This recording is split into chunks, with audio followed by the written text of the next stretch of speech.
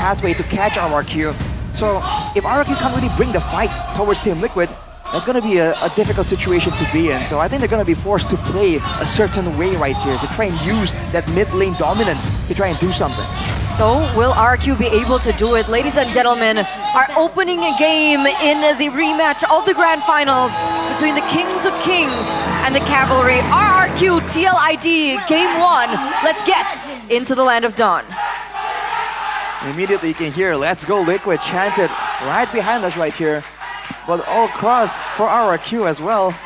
Yeah, the fan base have been crazy this season. But in the early game, watch for the mid lane though. Aggression coming in from both teams. Yeah, but Ritz is the one that's taking a lot of damage. Yeah, Heskeel! First blood! Very nice opening. It'll help Heskeel with the stacks as well. Understandably so, Sicilian does dearly need it. Do you think the emblems played a part in that aggression? Well, for the most part, just tenacities, right? Even Rins, knowing he's on the Tushin, goes for the tenacity with the agility to try and help with the chase potential as well. I feel like it was a bit too aggressive right there, especially with Weedy being on the Hylas. The Hylas does a surprisingly high amount of damage in the early game. And there's 3 tenacities for the side of Team Liquid. So they're fully expecting this brawl style to continue. But look at the damage coming out of Toy, man. And the lane is still pushing. Okay, meanwhile for the talent predictions, it looks like it's... Is this a fair split? No. Oh, it's just me. It's only Eterna. This is gonna be on TikTok. If they win, right? Probably. If Liquid win. Hey. They're looking good right now. Yeah, Heskeel Let's skip it, yeah. got the lead. There you go, there you go. That's something that they can work with, obviously. But again, right, RRQ, they're also, like Arashi mentioned earlier on before the game begun. Wait a second though, Idok, getting caught a little bit low here. We're forced to kind of retreat from that. But again, RRQ are on a time bomb. TLID with the Sicilian should be able to scale really well into the later stage of the game. So it feels like RRQ now, I'm wondering whether or not they're gonna try and get this early game, because right now TLID have the better setup on the turtle. Whoa! Hazel walking up, retry win! Man, Fabian got locked down by Tyron. Comes the blades, picking up all the blades there with the help of the Revitalizer. Able to out-sustain that damage coming down now. As that's a Sanguine Claws! Yehezkiel punches forward, back again, a flicker from Yehezkiel to get rid of Rins. That's a 2-4-0 trade, ladies and gentlemen. TLID falling quite behind. But with RQ picking up that turtle, wait a second, Aaron Shiki. Wants a bit more smoke right there. Pull back out though. It's a great start for RRQ to initiate that fight, get the pick off. But afterwards, I feel like they were putting their attention onto the Witty and Iran. And again, especially in this early game, those two are not the targets, man. With 2 Revitalizers, they're gonna sustain for way too long, way too much. So I think RRQ are stuck in a weird spot where they have to dive. They have to go for the other members in the back. Because if they use all their resources on the front, I feel like Team Liquid ID have what it takes to at least control the early game. The mid game, who knows? It'll depend on the gold laner.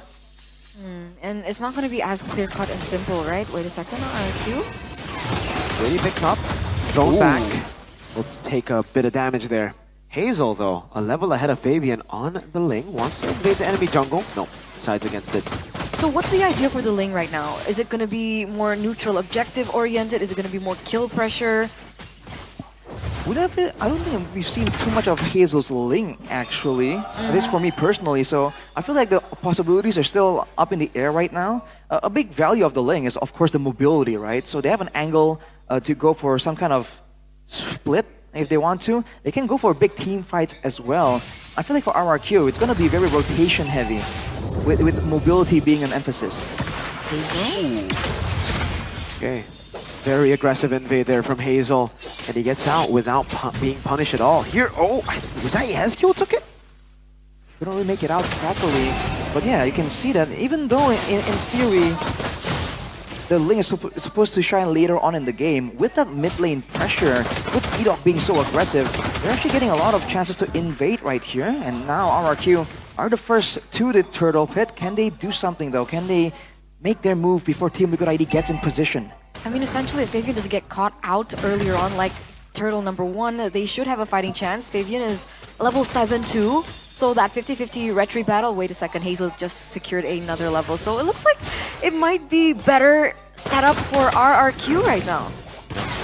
protection, the poke damage coming from Toy is there. Dyron though gets chunked very low. Yehezkiel constantly putting damage down. Curtain call, Witty! Burst it down, melted. Even with the tanky HP, Rins though will fall as well. Edok jumps in, able to go with the shove now. Oh, flickers out to safety. Aaron Shiki jumping in. Hazel wins out the retreat. Oh, comes the Blaze jumping in. Aaron very low. Hazel walks away, gets taunted on the wall. Aran takes him out. That was a perfect taunt. That was a perfect taunt. That's a 2-0 trade. Technically 2-for-1 trade as RRQ was able to secure the neutral objective. Again, a very similar story to Turtle number 1. That's concerning right there. RRQ always kind of falling short in the pickoff game, even though in theory they do have a lot of damage at their disposal still. But for Hazel, I felt like there was a weird moment right there where with the Tempest of Blades where he finished the initial animation and he kind of stood still for a while. But RRQ already active trying to get a run. Great implosion with a shove too. Now the pickup as Toy gets the kill. Sky Piercer, first stack of the game. Up top, TLID with the response. A turret as well, but no kills. All right, biggest question here, who's supposed to win the lane? Granger or Harrod? Level 1 to 4, it is the Granger. And then once Harrod picks up some more items, then he can start to make it a skill matchup. Are we at that point yet for Aaron Shiki? Gotta take a look at the items. I think, yes, yeah. He should be Starlium side already. Yeah, just the Starlium against the Hunter Strike and the Sky Piercer for Toy. Because Toy is 1,000 gold ahead of Aaron Shiki right now. Especially after that sequence, I feel like RRQ timed it well. The moment where, as a Harriet, you might want to try and start an outplay. RRQ, go for the play and pressure Team Liquid ID away and kind of end the laning phase. Everyone's just moving around randomly right now. Edok though is able to get away for now. Witty goes in. Sanguine Claws pulls him back as well. That's a 3-man implosion. Purify from Aaron Shiki. Aaron joins him with the AOG. Now as Witty gets caught in the current call. No kill just yet. Toy getting them down. That's Rins picking Aaron Shiki back up. Who doesn't hit the Purify, but yeah, Skill gets the Sanguine Claws to stop what's happening up top. Fabian and Hazel hovering over the top side of the map. TLID zone away from the turret in the mid lane, and Toy will continue to siege it down with Dyron. That was unfortunate for RRQ, man. When Rins comes in with the flicker to try and secure one of those kills, Aaron Shiki is the one that got lifted up. That's the issue with the Chushin. You can't really select who to target. But with that sequence though, RRQ, they get the turtle, and they get a sizable gold advantage out of nowhere. 2.5k, more or less. Absolutely, absolutely. They're playing the map really well. I mean, one of the main things that the lane can do is the global pressure, and we see the turret actually fall in the top lane, and it didn't seem like Fabian wanted to go in for that 1v1 either. Right? It feels like Fabian actually retreated from that area. As we do have a game fact by GoPay. This marks Jushin's debut in MPL ID Season 15 after previously having a 100% ban rate. We actually talked about this a little bit in the drafting phase earlier on, but back into the game, 3.5k gold lead now for RQ, and it looks like they're continuously pressuring here. Oh no, bad position. Rin's able to get out. Implosion! Edok finds a crazy 7 somehow. Aaron stays alive there, finally gets assassinated by Diamond Baby low. Hazel finds him in the back and assassinates him too. And the Kingdom goes wild in the MPL arena. 4-for-1 trade, a tower in the top lane. This is looking like a disaster for the Cavalry. He's gonna pop the protection on the top side. They won't be able to get the turret, but what was that? It was looking so even until Edok just exploded with that implosion. There was 4 members immediately caught in a combo, and RRQ did not waste that opportunity, man. Team Liquid ID now very clearly on the back foot.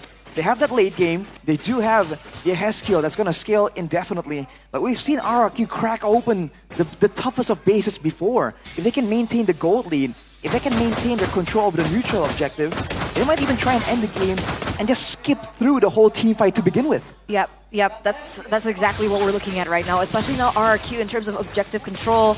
Hazel is what, level 14 as compared to Fabian, who is at level 12. So there's a 2-level gap between both of these junglers. I don't see a way where TLID take this one. Not right now. I mean, even if they do land an ideal combo, they get the AOG, they get the Glorious Pathway, there's just not enough damage to back it up. Yehezkiel is only sitting on a glowing one. Look at Aaron Shiki being targeted, but no, Witty. Glorious Pathway trying to dodge away. Oh, shoved out of the pathway, picked up by Rins to the shots of Toy. That is a dead horse, put down. This is what happens when you pick a Hylos into a Jushin, and it's not a normal Jushin. This is Rin's on one of his secret weapon heroes, and we see exactly the damage that it can impact onto for TLID, and now this Lord is marching in the bottom lane. Can TLID defend this? They only have 2 items in the hands of Aero and Shiki, 3rd on the way, and only 2 on the hands of Sicilian as well. TLID trying to defend right now. Holy defense already proc. Oh, Three ways, Witty! Oh, pulled back by Lins! Again for Toy! 144 KDA right now. It's not the best game for Witty on the Hylos, and it doesn't end here. We do see 3 lanes still crashing. Dyron going very aggressively inside. Aaron getting shredded to half HP. Dog! Again with the implosion! He finds 2, and it is all over. TLID. Only Fabian left to defend. Bottom lane, another base turret up top. Another one goes down. 2 more waves. Witty, glorious pathway to the side. That's Fabian almost burst it down. Witty to be next as well. Fabian jumping back and forth, but Witty will not be able to survive. Toy with the flicker forward to get a double and to end things quick. 11 minutes. 11 minutes and a 10k gold lead for RRQ, the Kings of Kings. Very dominant game, very dominant showing by RRQ to open up this match. What was that, dude? We were talking about the late game possibility. I think this game just broke